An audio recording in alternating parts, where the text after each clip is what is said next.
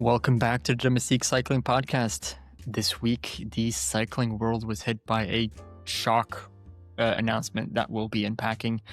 We're also looking at some early season race action from Australia, some major transfer news finally getting sorted, and what some big names are saying about their Grand Tour plans. Plus, we've got a women's race preview as the World Tour season kicks off down under. Let's get into it, Ethan. How are you doing? I'm good, Bram. How are you?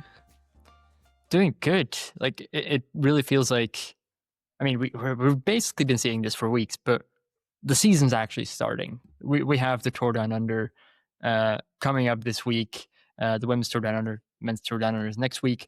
But there's finally like racing to talk about as well. We've had some racing. We've had the Australian Nationals.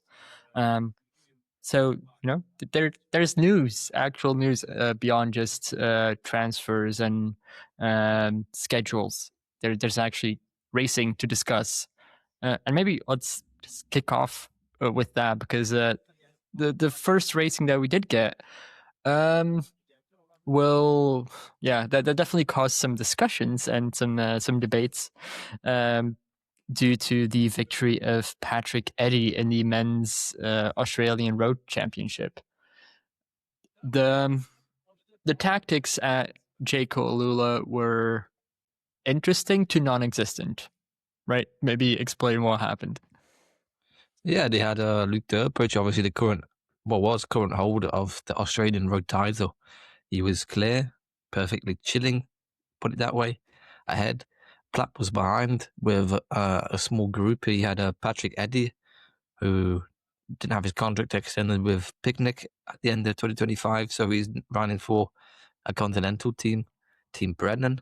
So yeah, and then Plapp went with Patrick Eddy, and then Plapp, for some reason, rode with Patrick Eddy, and then chased down the teammate who was Durbridge ahead, Plapp's teammate, and then it backfired tremendously, with Patrick Eddy winning.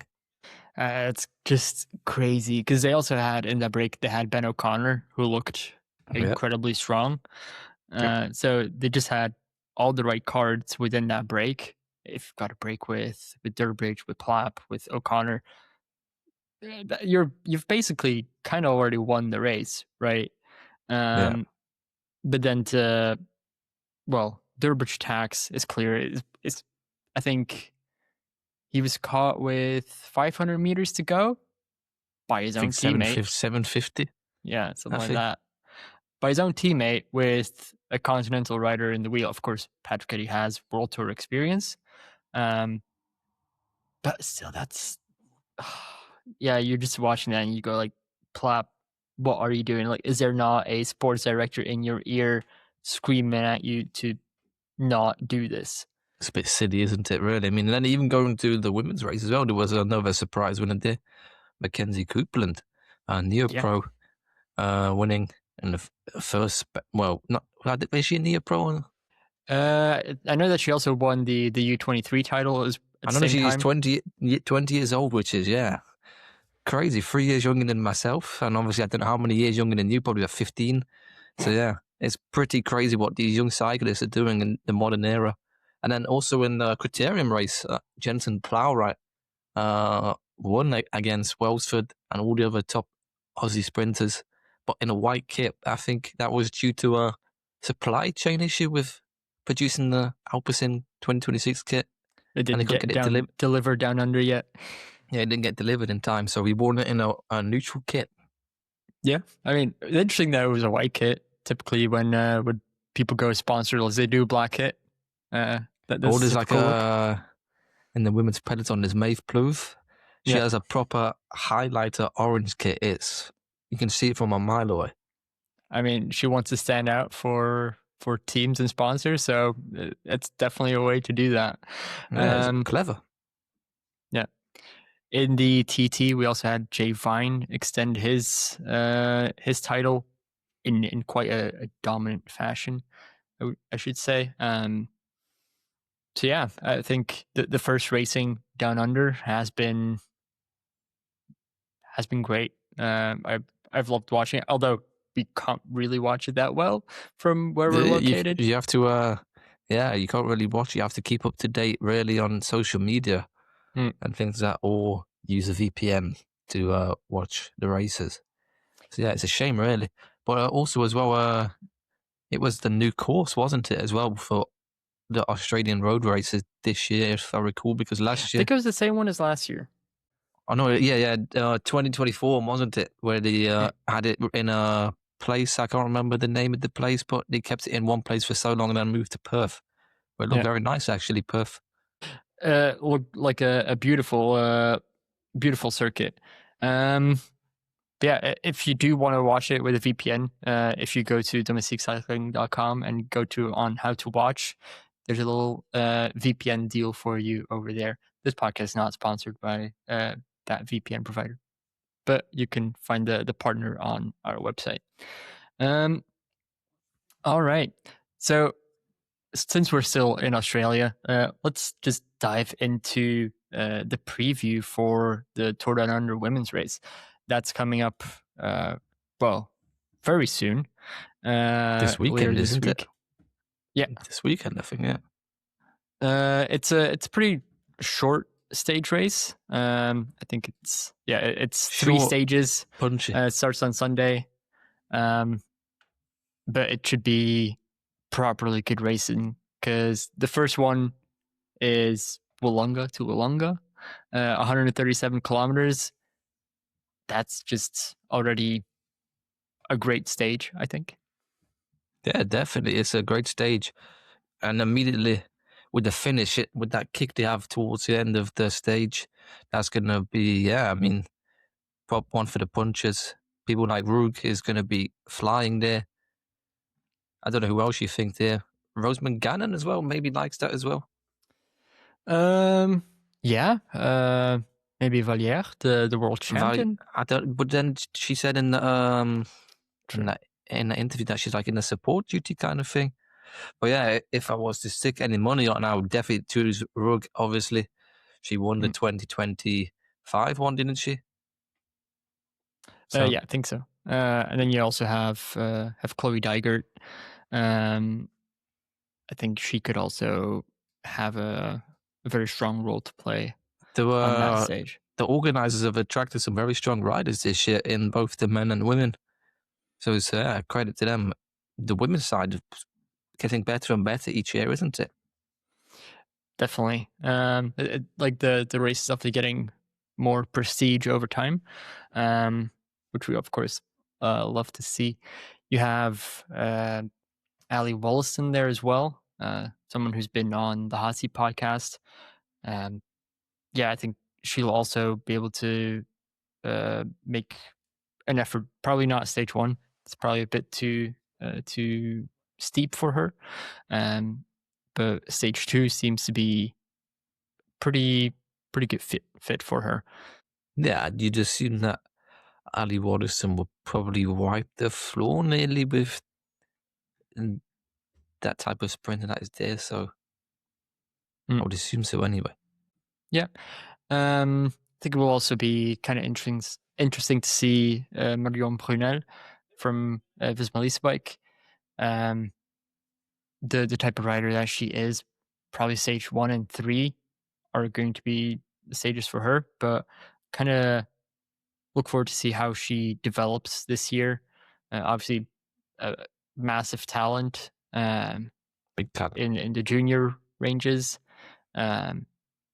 But yeah, this is kind of the year where I expect to see the first real results. So Tour Down Under is immediately an opportunity for that. Be quite the start to, there's expectations there, but you don't want to apply the expectations, do you, really, on young riders? But it gets to a point in their career where you kind of have to apply the expectations. True. Of course, it will be a bit tricky to watch these races from our standpoint, from in Europe. They always start at 1:40 a.m. And they finish around 5:30 a.m., I believe. But yeah, so, about 4-3. Yeah, for you that'd be 4:30. Right. Yeah, will you stay up or? No, I don't think so. No, I don't think this time. No.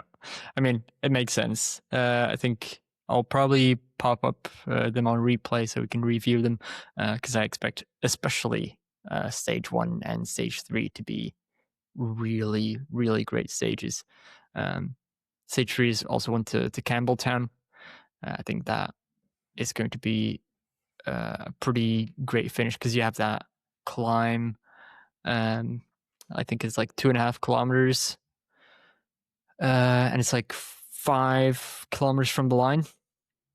Those It's type like, of climbs are always fun because you just get attacking racing throughout the entire climb. And because, especially because it's going to be the last stage, you're going to have to try some. So people will always be trying some audacious moves and things like that. Maybe even some early attacks. yeah, I think that stage is a little bit difficult for early attacks just because of the profile, but never say never. But yeah, the last climb, they do it twice. It's the corkscrew road. The Yeah, famous corkscrew climb. yeah, I think that will be a stage to watch for sure. Probably on replay for us, but if you're able to watch it, so if you're in the US or in Australia, or you want to get up early in the morning or stay up very late, definitely give those 3 stages a watch. Well, I think really though is maybe the race is like the final group is decided on that summit of the corkscrew really, because the descent afterwards is Yeah. pretty much. And if I recall from previous editions of the Tour Down Under, it's quite a tricky and fast descent, really. I believe so. I mean, I can't visualize it myself, but I've heard stories about it, that it's quite tricky. So I don't want to say if it yeah, was. I don't think it was maybe that stage. You know, when Ryan Dennis won, I'm not sure if it's the same similar type of climb. no, Ryan I Dennis don't won remember. Ryan Dennis won a stage where he attacked very late and then just descended all the way to the finish. So I think 2023. I think 4. Not 4. Yeah. Could be. A little bit of a prediction: who's going to win the first World Tour race of the season? Who's going to win the Tour Down Under for women? Well, with the strength and depth that EF have there, I'm going to go back to back Naomi Rogue. It has to be, because look at the squad that they have there. They're bringing an insanely strong squad. It's crazy, isn't it? Huh? So they bring Roig, Vallières, Cadzo, Christie, Kajevi. I'm probably pronouncing that completely wrong. And then Alice Towers. I don't know. Like, Canyon's team is also insanely stacked, though. Like, you have Aintila, Cromwell, Chapala. Sorry, I'm very tired today. Chloe Dygert, Neve Bradbury, and Soraya Paladin. That's a very strong squad. And I could honestly see Dygert win it. Yeah, This even between Dygert, Rogue. I'm going to say Brunello as well. Maybe he's got there competing. Paula Blasi could also be very interesting after what she did last year in Switzerland. It's kind of a confirmation year for her. Before we move on, we actually just have to thank the partner for our podcast, that is Factor. Factor does things a little bit differently. It's one of the few performance bike brands that owns its own factory, which means faster development, real control over quality, and the freedom to take brave swings on innovation. The company is still founder-led by Rob Chatellis, a name with serious weight in the sport and the industry, and their latest road bike is built to be the fastest UCI legal road bike in the world. You can find out more about them on factorbikes.com. And yeah, now on to the next story. Let's maybe talk about probably the biggest news story that broke this year.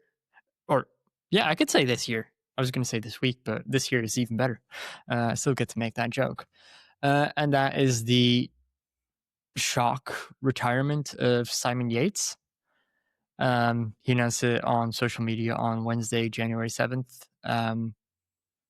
Yeah, he said he'd been thinking about it for a long time, and that it was the right time to step away, even though he still had a contract at Visma Leasebike. Did you see that coming? No, I don't think anyone did really. You had to look on your phone and see if it was fake. That's what Yeah. I would assume. I mean, I've not seen things like that in cycling in a number of years, really. It was just Not going this out way, on a no. high. Yeah, I mean, it is definitely just. Well, I respect it so much to go out when you've had basically your best season ever, winning a Grand Tour, winning a tour stage. You know, Is it his that's best season ever? come on. Like maybe not Yes. in the amount of victories, but after the years that he's had, to then win the Giro and a tour stage, and considering like the quite small calendar that he did um in 2025, I would say that just quality wise, it was great. Yeah, for sure. If you're Visma, though, heading into 2026, would you be angry? I don't know. Because Mm, the roster spot is there and it's now poof, gone. When you could have signed someone. I mean, they could still sign someone, I think, Yeah, but you could have signed someone better. like G. Yeah, they could have had G if they knew that Yates was going to retire. But I don't know if they could have afforded him. Maybe not, but you know, well, it's better to let the people, like if someone's unhappy and they just want to go, then keeping them to their contract doesn't help anyone. It's But pointless. You don't want to be like not a nice person, really, by just keeping I someone in think a you were going to working, use a different word there. a certain D-head word. That's Yeah. what I was going to. You don't want to be like that, really, because it just creates bad working environments within the team. And good teams need a nice working environment to compete and things like that. Because Yeah, you've I seen mean, it, all successful sports teams have that environment where it's like a winning culture and just a family environment as well.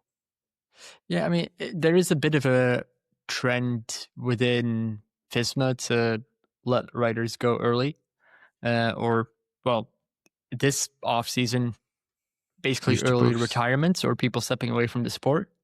Yeah. With, it does kind of launch the conversation on whether like the performance culture, not just in that team, but the team is now getting highlighted.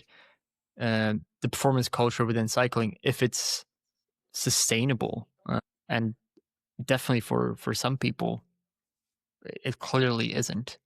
Even people who have been in the sport for a long time, like Simon Yates, 33 years old, he could easily have done 2 or 3 more seasons at a quite high level. Yeah, I think you've seen it with a number of riders in basically in this last year who have came out and said things about the way that cycling is developing and etc. etc. It's a shame you spend most of the time away from your family, and then you have this like it's kind of new since maybe COVID, where it's become even greater, where it's Yeah, I just think like a the massive first emphasis on time nutrition. Yeah, the first time I saw it come up was with Tom Dumoulin, also within Visma, or yeah, back then Jumbo. So yeah, I think it is just that the drive for performance is becoming more and more. Well, it kind of takes over your entire life, and I think cycling is probably going very extreme in many ways with those very long training camps away from home. Um, Lots of other sports typically don't have this. Um, and I definitely think that is making the sport at the highest level probably unsustainable for a long career, unless, of course, you're just entirely in that mindset and love that type of the problem lifestyle. is though as well that is the riders are now turning professional at such a young age 18, 19, and you're going to be doing that for, let's say, 14, 15 years. Can you keep up doing that? I'm not sure at all, because it's going to take its toll on you at the end of the day when you turn into your 30s and you have basically a family and things like that.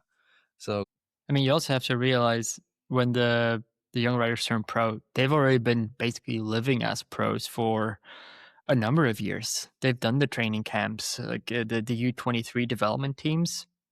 They're they're already like doing training camps. They're basically already, professional, yeah. yeah, they're paying so much attention to those details that the pro teams do it as well. Although the World Tour teams and such, they'll level it up. But yeah, even when those young riders are 16, 17, 18, they're already adjusting to that lifestyle. And yeah, careers into like after 35 will become less frequent, I think. It's quite stark, really, compared to other sports where cyclists are retiring. You'd assume so around the age 30, 31, and you get footballers or going on into their mid-30s. Yeah, maybe the comparison I would make with NFL, I think, is that just the toll that NFL takes on the body, and that maybe on the mind as well. Can you compare that to cycling, which definitely takes its toll on the body? I personally believe that the UCI do have to find a way to perhaps implement some kind of extra support for riders who need it, because I think there's not a support system like that exists at this current moment in time for riders who have facing all the pressures which could take its toll on the body, really. Yeah, I mean, I think you're completely right. And those comparisons with other sports, yeah, I mean, cycling is physically quite different to those sports, but I think the pressure involved with them is very similar. The time, like the mental side of it, I think with cycling, you have to spend so much time away from home, away from your family, away from your loved ones, that becomes, well, yeah, you kind of lose the sense of life outside of your sport. Maybe, yeah, Uh, I think maybe the comparison for that type of thing, maybe Formula One, where mm, it's constantly you're out, aren't you? Really traveling, so the pressures that especially the young riders, mm, that is going to have its effect later on in the careers, surely, yeah, because you yeah, can't just keep coping with it. yeah. Pro cycling is not a job; it's a life. And yeah, it's not something you can at this intensity. I don't think you can do it for a very long time You see with before it Pogacar, kind of. don't you? And that after the tour, where he did kind of have a burnout, and you're seeing his schedule in 2026, which is tailor made to not have a burnout.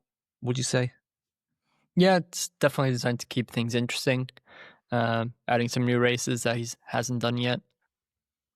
Surely you'd get bored though if you just kept dominating and winning races. Like, Yeah, I hey, mean, we talk it's about it hard for a person. in cyclocross as well with Van der Poel. Like, why keep going if you've already won everything? But I think with Pogacar, within road cycling, it's still a little bit different. He still It is has different. Yeah. stuff to win. But when he's won everything, I think that's maybe when you see him Yeah, I stop. mean, I wouldn't be surprised if Pogacar at 31 or 32 says, "You know, I'm good. Like, I think the Olympics, I like want to start a family." what he said before the Olympics, I think, yeah, I think that's when you probably Yeah, consider it, which is in if Los he's won Angeles. his seventh Tour de France, then he's going like, "We got it. I'm out. Have fun." And then That would we'll kind say of be on order.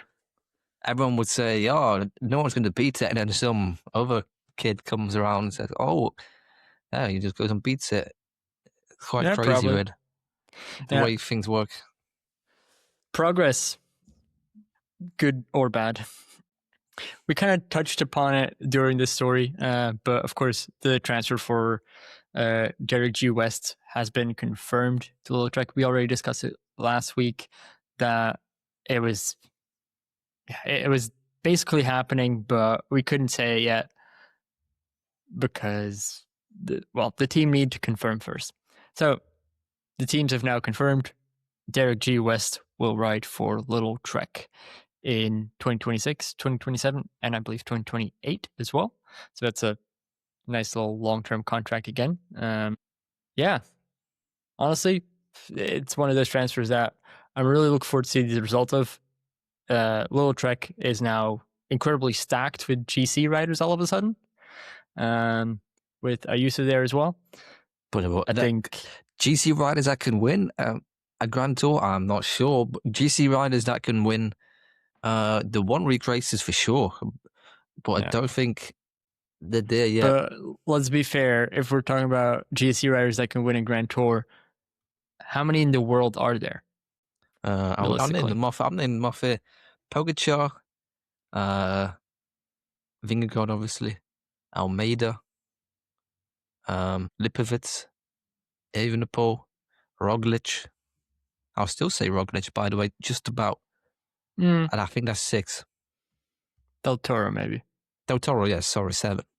And Carapaz if he doesn't fuck about. And Carapaz, yeah. I don't know if that's 8 riders, so if we've missed anyone, please don't shoot us. We're very sorry. No. I don't think only maybe is on the cusp. Yeah. We'll see what Ineos does with him. Because maybe different team, an extra step up in performance. If he takes that step, definitely. And if he's better supported than he was at. Well, actually, then maybe I can say maybe. I'm saying Sexax as well. Oh, okay, but yeah, that's not for this year. Maybe that is for this year. He's better talent than Ayuso to go and win the Grand Tour. That is 100%. Okay. Ayuso's already been on the podium of Grand Tour. Yeah, I know that, obviously, but Ayuso just didn't. He blows up too much, very easily as well. Yeah, he does have a particular way of suddenly hitting a ceiling, but Remco has that as well sometimes. I think they're similar in that aspect. Well, if Remco fixes that, then he's going to win some tours, maybe a tour or maybe the Giro and the Vuelta again with Red Bull in the future. So I think Remco, yeah, for sure is the most potential in that regards to Grand Tours, which is exciting for you and the other Belgian fans who adore Remco. Definitely. It'll be quite cool to see him win a tour personally. Yeah, I mean, obviously, big dream, but I try not to think about it too much because honestly, I don't want to get my hopes up. I think it's, I think we're kind of going off topic with this discussion because we were talking about Derek G. West and now we're talking about Remco Evenepoel winning the Tour. I mean, every discussion can lead to that when I'm involved, but I didn't even try and push it there. I didn't. I think one thing within Lidl-Trek that now has to be kind of, a little bit sour is Skelmos, who it's not sour, but I mean, in a harsh way, I didn't think he had the level to go and take that extra step to compete for Grand Tours. Really, probably not for the Grand Tours, no. But it's a bit harsh to weigh these with the Ardennes, what they said there, where I think they didn't give Skelmos a prior knowledge that Ayuso would also be going towards them, which is you give Skelmos the opportunity to go and do those Ardennes, especially after Amstel, especially after flipping winning Amstel Gold Race against Pogacar and Evenepoel, which is and then he goes unheard of in 2025. And then he goes and signs a new contract, a contract extension with Lidl-Trek. That's what I don't understand. No, maybe they, if other teams now want to sign Skelmos, then Lidl-Trek can say, well, there's a long contract here. You'll have to pay us. Kind of have that transfer model going on. I was adamant that he was going to go to Unirex. And I think even Thor was basically kind of flirting with Skelmos in the press. True. Wasn't it? So yeah, it's a bit of a weird one. I don't know. No, that's true. They must have promised him some things and other stuff like that. Maybe extra wage. That talks at the end of the day, doesn't it? Yeah, but considering that they also had to now pay for Ayuso and Derek G West, then how much money can you actually spend on wages? And Maybe they need a salary cap. it's all that little money, so all the supermarket chain is, Yeah, it's all that inflation, that fake inflation that we're all paying for at supermarket. It's now being used to fund Juan Ayuso and Derek G West and Scielmos. Good and stuff. Milan And then of and course you have Pedersen. Ciccone in that team as well, for like the Hill Classics. It'll be interesting, really. I think maybe Lidl-Trek it might actually have a bigger total contract sum than Visma, maybe. Oh, then Visma, it's possible. It's got to be close, because you have Pedersen, Milan, Ciccone, obviously. Then you're bringing in Derek G West, Ayuso. Skelmo's a new contract. With all the other talents they're bringing through as well. Of course, there's been that announcement that Brennan also extended, so they'll probably give him some extra money at Visma. Brennan likes it there, though. That's the key thing, I think. True. And of course, Wout has a contract for life, so he can just keep going till he's 45. Is that actually the legal framework regarding those contracts? Must be very interesting. Oh, I have no idea how the legal framework for those is, but they're saying it's a contract for life or for like the rest of his career. So, doesn't Matt Pedersen have one of them though as well? Yeah, he just doesn't. Yeah. But I think those are just interesting, and I kind of want to see how they play out whenever people want to retire, or if they actually extend their careers because they just can. Do a Chris Froome. Yeah, we'll That's actually an interesting see if topic. if his career continues, because of course he doesn't have a team for 2026. There's been no announcement from his side yet on any plans for 2026. Yeah, no team, but also Obviously. no retirement announcement. Yeah, it's a shame. Obviously, Chris Froome is a significant icon within cycling after all he's achieved, especially for the African continent as well, being from Kenya, and also for British cycling. Yeah, but also maybe he's taking his time after his nasty crash he had towards the back end of 2025, which was life-threatening, wasn't it? He had a heart surgery as well after the crash, so maybe just taking the things slow and steady. Obviously, but do you expect him to return in the peloton? No. I'm definitely not saying WorldTour peloton. I don't think for it. Do you think a team would take a chance on him? There's no point. I don't think there's a point now, and because you've seen his results in 2025 and 2024. Yeah, and I think after 2022, that's when his results start to go.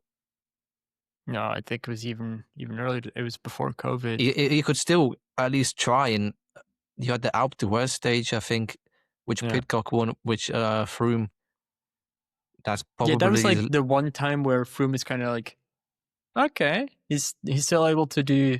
That's his last performance ever that he's probably done, which was you sit there and think he's still got it in him, but after that, no, gone. Even then, it was like, okay, he's still got something, but it's not the Chris Froome that like I remember growing up with, of basically dominating the Tour de France.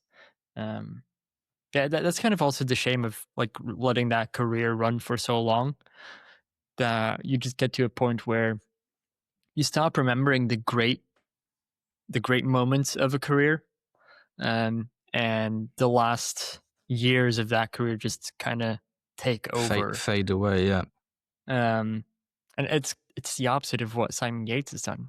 Yates is like, I've achieved what I want to achieve. I'm done with this sport. Calling it now. I think that's. We must remember though that he was on a big wage at Israel Premier Tech, so maybe that had a. Yeah. And I say. it definitely had a big impact on whether or not you would want to keep writing if you're getting paid like reportedly $5 million a year. If I was I'd getting keep that, writing. you'd keep writing. Yeah, I mean, it's normal, really, in all aspects of life. If you're getting paid a big sum, you'll be turning up straight there. Hello, mate. Yeah, it's like Yeah, I mean, it's just the team management must have like asked him a couple times, like, can we like deal with this contract and like end it early or something?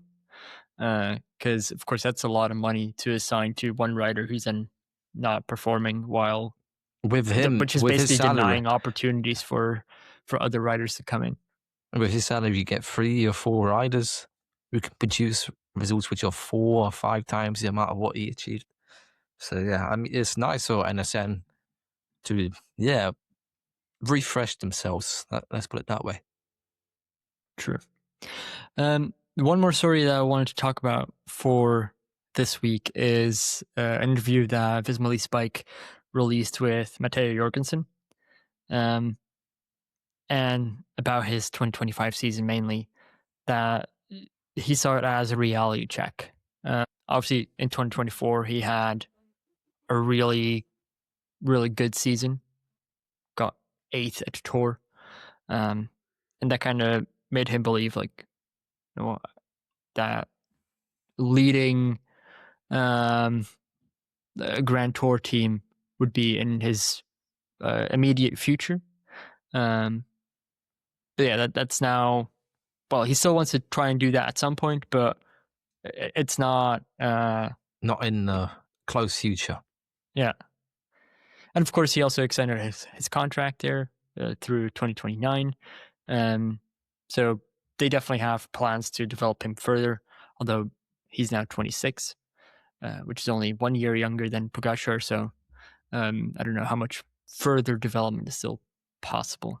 You're reaching your peak as a rider. 26, 20, yeah, about 26 is probably where you're going to peak. 27, and after that, it depends how long you can hold your peak.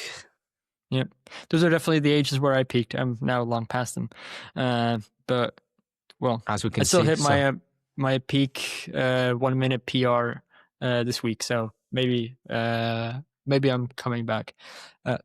Besides that,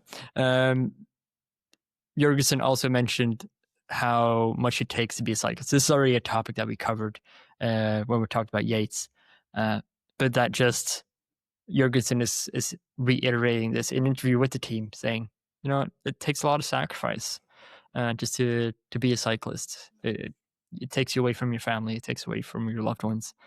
Don't want to hammer this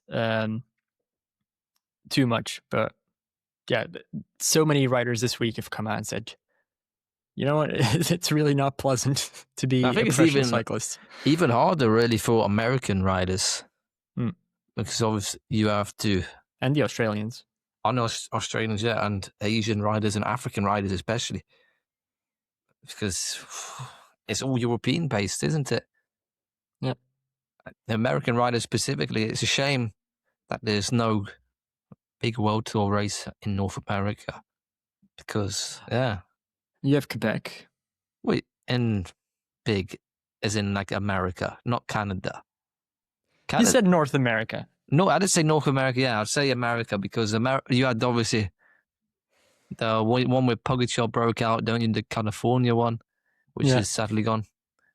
I remember Greg LeMond meeting him at Ruler Live. He was talking about how he wanted an American race coming back. Because, yeah, I mean, Colorado would be the perfect place to have that kind of like mountain kind of feel for a race. Because it is, mountainous terrain around that area. Yeah, I mean, I think I remember like, was it the Tour of Utah as well? The Tour of Utah was a thing, yeah. That was a really good race as well. Yeah, that's now a 2.2 race. Oh, that's a shame. I didn't know that it was still on. But yeah, it used to be that quite a lot of the bigger teams also went there. Just remember like having it on Eurosport in the evening. It's like 10 p.m. Be able It's to like the watch live cycling. perfect time. It's amazing. Yeah, prime time really for cycling. And maybe Exactly. in the future, obviously with what happened with Armstrong and things like that, it did take a dent to American cycling. But it is coming back. That is for sure. With obviously modern adventure, that's a very interesting thing with their goals. I think they want to the next World Tour cycle. The one after, not the end of this one, but the end of the next one. So the end of the next one will be World Tour. 2031 cycle. So for Within 2020. there. Yeah. Yeah, that'll be interesting. Another American team in the World Tour. Obviously, we welcome it. Yeah, the retirement of Simon Yates does have a little bit of an impact on their plans. Of course, the team will do a press event tomorrow, like a team presentation. We'll learn a lot about that tomorrow. But will that change of, Simon Yates retiring have an impact on the season for Jorgenson? Because, of course, Vingegaard is expected, rumored, to do both Giro and Tour. Does that change any for the opportunities for Jorgenson? Potentially, yes. But Simon Yates, was it in your opinion, do you think he was going to be leading Grand Tours? I don't think so.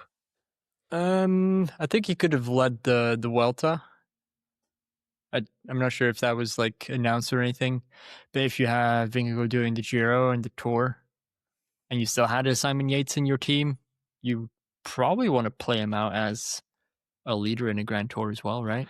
Who else will you do? I'm going to be harsh, even as a Brit, but Simon Yates' victory was like stars aligning. Literally, it wasn't luck, but yeah, it was like a stars align moment. But I don't think he would have been able to go on and compete in the Vuelta, and I think Visma would have acknowledged that as well. I'm not giving them who at Visma would you have sent to the Vuelta as a leader? I think they still would have sent Jorgenson anyway. Really? Okay. Yeah, I mean, then obviously you get Jorgenson in the Tour, but Jorgenson didn't help himself really. Because you've got Kuss there as well, but I don't think they're going to play out Kuss also was again. Yeah. Kuss also was like a moment thing where it just played out, didn't it? Really, and you kind of had they left him in itself in a situation, didn't they? Obviously, yeah, I think it's been rumored that Wout van Aert would go to the Vuelta. Obviously, I don't think for GC those conversations are over. There was a moment where in what was it? Yeah, the one where he did his knee, didn't he? Where he was just flipping flying. Yeah, I mean, like back in 2022 when he was doing that amazing Tour de France, dropping Pogacar up Otakam. There was like discussions Wout van Aert should become a GC rider and everything. We're not saying that he's going to do that. We're just saying that Wout van Aert is expected to go to the Vuelta and the Tour. Yeah, that's going to be nice for Wout. Everyone loves Wout, don't they? Even the haters can admit they like Wout as well. So, and I don't really know anyone who dislikes Wout. It's just people who just meme and things like that, don't they? So, all people. And then you get stage 21. Can he go and do it again? I think you definitely can. So that's going to be the things to look out for. I think that stage particularly. And then there's some other good stages in the Giro, which hopefully don't get cancelled due to the weather. Which is it's January. We're talking already about the weather at the Giro. You may as well get a bet on it now. True. I mean, yeah, they're also taking quite a lot of risks with the last week. Although when they're going to the Alps, it is better to put them in the last week than in the first week because then the weather could be even worse. But yeah, we'll see. I think it's too early. It's never too early because you blink and it's the start of Omloop probably in 5 weeks. So yeah, it's coming up quick. That's true. You have the Tour down under, then you have all the challenge. Remco's going to be wheeled out in 20, I think it's 26th or 27th in Challenge Mallorca. Yeah, but one of the it's team apparently time also rumored to go to the UAE tour. Which I don't think the team's officially confirmed yet, but I think HLN, Belgian newspaper, kind of reported that. Saying that he would appear at the UAE tour. He would probably win that. It's against Del Toro for UAE. I think he can win that because you have the time. There's normally a time trial, isn't there, every year? Mm-hmm. So the Aero Bullet will turn into a supersonic Aero Bullet, especially with the Red Bull setup. That is going to be very exciting. That's going to be like with all the equipment, investment, and the stuff that they're doing. Obviously with Dan Bigham as well. Bye-bye the competition in time trials. I think the biggest change for Remco is going to be the switch from Shimano to SRAM. Make sure that he does his shifting right, because obviously they shift the other way around. Obviously, the new coach as well. True. That's going to be an interesting proposition to look out for. And also, I mean, the support that he gets from teammates, because it is definitely a much stronger squad than Citadel Quickstep. Absolutely. And also how it works out with Lipovic, that's going to be... Lipovic is I don't think we'll know that yet in UAE Tour. But if Remco goes to the UAE Tour, it's going to be interesting seeing him fight with Del Toro. Because, of course, that race, I think... there's that climb, Jebel Hafid. Jebel Jace and Jebel Hafid. Yeah, but those are always like super strategic climbs where there's just the whole bunch stays together and then they sprint. Yeah, it's like it's the same grading, isn't it? Pretty much for like the 13 or 14 kilometers. Yeah, and then you get like really a late move attacking. It kind of does, like a late attack. Yeah, because you've seen obviously Decathlon have done it before. Where they did that, Van Eytveld didn't Van Eytveld do it? I think Van Eytveld maybe have done it. You had Vingegaard, that he attacked late on in that climb as well. Yeah, that was his first professional win. So I'm very excited for it. Another one I like is the Tour of a Man, because that has the Green Mountain. Green Mountain, that's a proper climb, and all the other climbs before it are proper short and sharp climbs. So, yeah.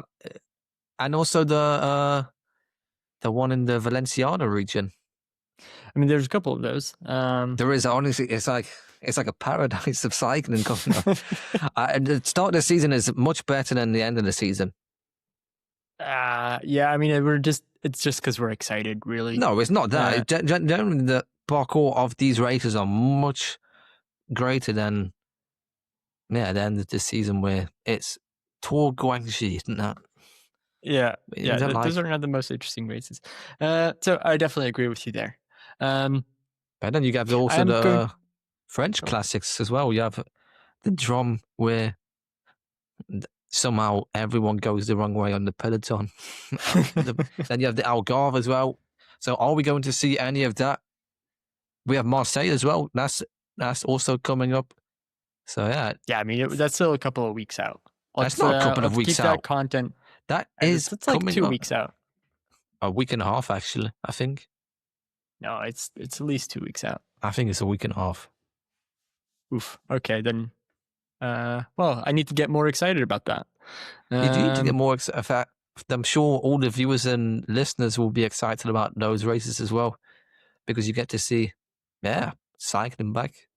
So the Marseille race is on the 1st of February.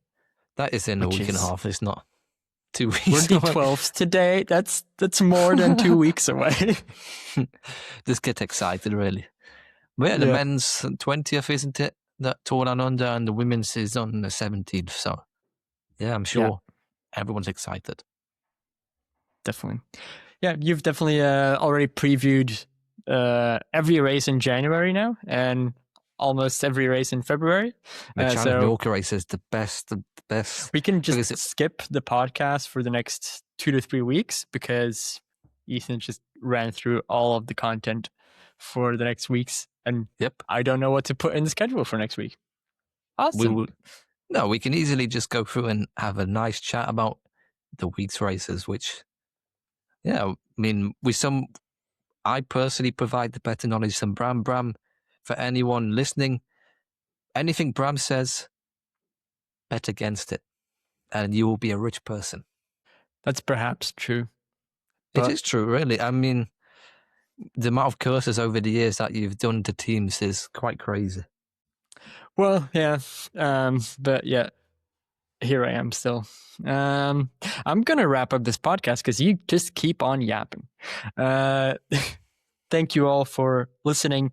Next week, we'll be back with a review of the Women's Tour Down Under and a proper preview of the Men's Tour Down Under and a look at all the other racing that's coming up. And there's an Thank you guys for exciting listening. hot seat coming up. That's true. We should actually very have a little bit exciting. of a hype for that. Yeah, we have Alexander Kristoff coming up on the hot seat. Ethan smile said it all. It's his favorite writer. So Aiden has had a lovely chat with him. That episode is coming out later this week. So keep an eye out for that. Yeah, very excited. Awesome. Well, see you next week. Bye-bye. See you. Bye-bye.